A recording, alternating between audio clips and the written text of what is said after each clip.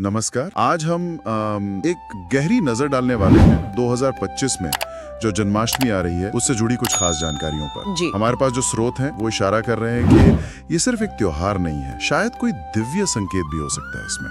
बिल्कुल। तो चलिए आज की इस बातचीत में ये समझने की कोशिश करते हैं कि भाई इस साल की जन्माष्टमी में आखिर ऐसा क्या खास है। बिल्कुल। देखिए, एक पुरानी मान्यता तो है ही कि जब जब धरती पर अधर्म बढ़ता है तब भगवान विष्णु अवतार लेते हैं। हाँ, ये तो सुना है। और जानकारी यही कह रही है कि इस साल जन्माष्टमी पर एक बड़ा ही दुर्लभ ज्योतिषीय संयोग बन रहा है। अच्छा। पूरे 27 साल बाद।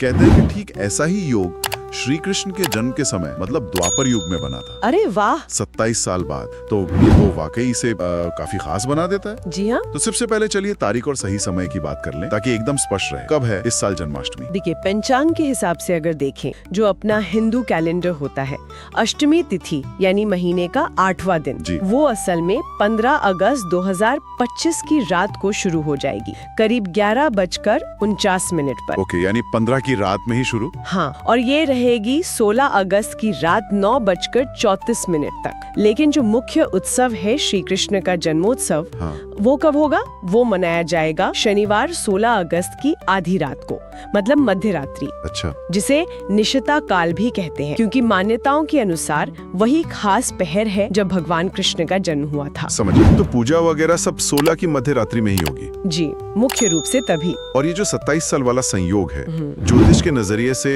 ये इतना अहम क्यों है? क्या बताते हैं स्रोत इसके बारे में? हाँ, देखिए, ज्योतिष शास्त्र की नजर से देखें तो इस बार चंद्रमा और रोहिणी नक्षत्र, इनका एक बहुत ही खास संगम हो रहा है।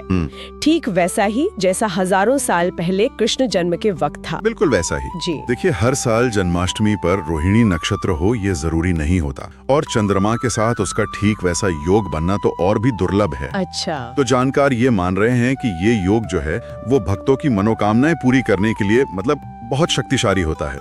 कुछ संत तो यहाँ तक कह रहे हैं कि इस संयोग के असर से इस बार जो भक्ति की जाएगी, जो प्रार्थनाएं होंगी, वो शायद कहीं ज्यादा फलदायी हो सकती हैं। अरे वाह, ये तो सुनने में काफी गहरा लग रहा है। मतलब ये सिर्फ कैलेंडर की तारीखें या ग्रहों की चाल का मामला नहीं है। नहीं, बिल्कुल नहीं। इसका आध्यात्मिक महत्व कहीं ज्यादा गहरा है। निश्चित रूप से। देखिए, जन्माष्टमी का पर्व हमें असल में क्या याद दिलाता है? वो है धर्म की ताकत, मतलब सही रास्ते पर चलने की ताकत। हाँ। और प्रेम की शक्ति। इसका संदेश तो आज भी उतना ही जरूरी है कि भाई अन्याय के सामने खड़े हो, सच्चाई का साथ दो। बिल्कुल। और अपनी जीवन को भक्ति और सेवा के भाव से भरो।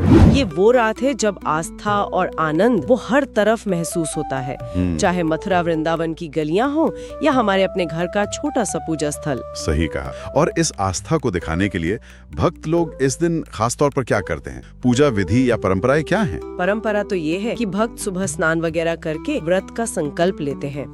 अब ये व्रत निर्जला भी हो सकता है, मतलब जिसमें पानी भी नहीं पीते, या फिर फलाहार वाला जिसमें से फल वगैरह खाते हैं। हाँ, अपनी अपनी श्रद्धा और क्षमता के अनुसार। बिल्कुल। फिर ठीक मध्य रात्रि में भगवान कृष्ण के बाल रूप, जिन्हें हम लड्डू गोपाल कहते हैं, लड्डू गोपाल, उनका पंचामृत से अभिषेक किया जाता है। पंचामृत यानी वो 5 चीजें। हाँ, दूध, दही, घी, शहद और शक्कर, इनके पवित्र मिश्रण से स्नान कराते हैं। हाँ, देखा है मैंने। वो दृश्य बड़ा सुंदर होता है। फिर अभिषेक के बाद, पंचामृत स्नान के बाद फिर उन्हें साफ जल से स्नान कराते हैं। सुंदर, खासकर पीले रंग के वस्त्र पहनाए जाते हैं, उनका श्रृंगार किया जाता है। और भोग के लिए, जैसा हम सब जानते ही हैं, माखन मिश्री तो सबसे जरूरी है। हाँ, वो तो उनका प्रिय है। बिल्कुल। साथ में तुलसी दल भी जरूर चढ़ाते हैं। और एक और दिलचस्प परंपरा है खीरा काटने की। खीरा, वो क्यों? हाँ, मान्यता है कि जैसे बच्चे के जन्म पर नाल काटी जाती है ना, अच्छा, उसी तरह खीरे को डंठल से अलग करना वो कृष्ण जन्म का प्रतीक माना जाता है एक तरह से। अच्छा, ये नई बात पता चली। और हाँ, जानकारी के मुताबिक इस साल पूजा का सबसे शुभ मुहूर्त कब है? मुहूर्त तो वही 16 अगस्त की रात करीब 12 बजे के आसपास ही सबसे उत्तम बताया गया है। ठीक है। ये सारी रस्में, परंपराएं, ये भक्ति जताने का बहुत सुंदर तरीका है। लेकिन इन सबसे आगे बढ़कर अगर हम भगवान कृष्ण के दिए मूल संदेश की बात करें, वो क्या है जिसे हमें इस जन्माष्टमी पर खास तौर पे याद रखना चाहिए? बहुत अच्छा सवाल है ये। देखिए, पूजा और रस्में अपनी जगह बिल्कुल महत्वपूर्ण है, पर कृष्ण का जो असली संदेश है उससे अपने जीवन में उतारना शायद उससे भी ज्यादा जरूरी है। जैसे कि प्रेम, सत्य और करुणा का संदेश, जैसा उन्होंने गीता में भी कहा है और हमारे स्रोतों में भी जिसका जिक्र मिलता है। हाँ। कि कोई अगर प्रेम से मुझे सिर्फ एक पत्ता, फूल, फल या थोड़ा जल भी देता है ना, तो मैं उसे स्वीकार करती हूँ। मतलब भाव जरूरी है, भक्ति और समर्पण का भाव। सही बात है। सिर्फ कर्मकांड नहीं, भाव अहम है। बिल्कुल, और साथ ही कर्म करते रहना और फल की चिंता ना करना, ये भी तो उनका एक बहुत बड़ा संदेश है। हाँ, निष्काम कर्म, बिल्कुल। तो कुल मिलाकर अगर हम देखें तो 2025 की ये जन्माष्टमी अपनी तिथि, वो 27 साल बाद वाला दुर्लभ ज्योतिषीय संयोग और इसके गहरे आध्यात्मिक संदेशों की वजह से वाकई यादगार होने वाली है। हाँ बिल्कुल, और अंत में ये सोचने पर भी मजबूर करता है कि कैसे हजारों साल पुराना एक पर्व और उससे जुड़ी ये खगोलीय घटनाएं आज भी लोगों को अपनी आस्था, अपने कर्मों के महत्व और जीवन के जो बुनियादी मूल्य हैं उन पर फिर से सोचने के लिए प्रेरित करती हैं। ये सिर्फ एक छुट्टी का दिन नहीं है, बल्कि एक तरह से आत्मचिंतन का अवसर भी है। बहुत खूब कहा। तो ये थी हमारी आज की चर्चा 2025 की जन्माष्टमी के विशेष महत्व पर।